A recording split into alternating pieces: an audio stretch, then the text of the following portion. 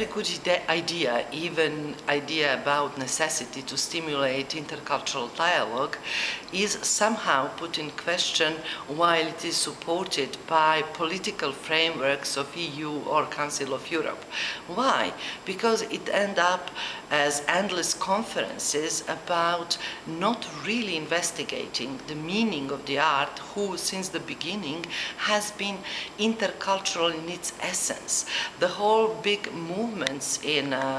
let's say, throughout the history in arts has been in fact effect of different acculturation processes, such as Renaissance, for example. Or if we look at the major artworks of the humanities, such as Shakespearean work,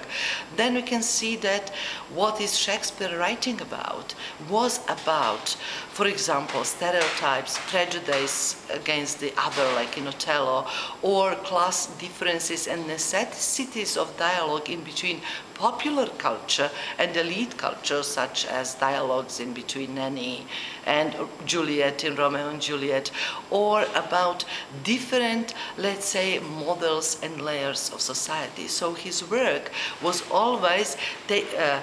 could be read by all social structure, all classes. So in Hamlet you could see the battle, or you could see the politics, or you could see the philosophy, and each of the social layer of the communication could equally communicate with it. In this respect, I would think that arts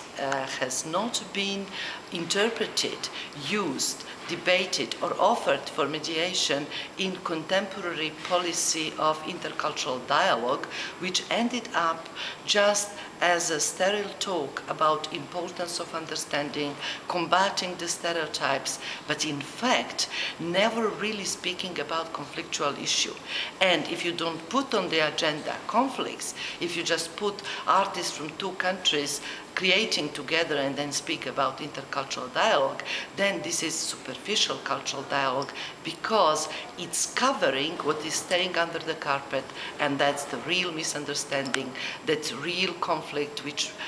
exists in between class groups, social groups, ethnic groups, race groups, and the dialogue in between those who are already converted is not helping really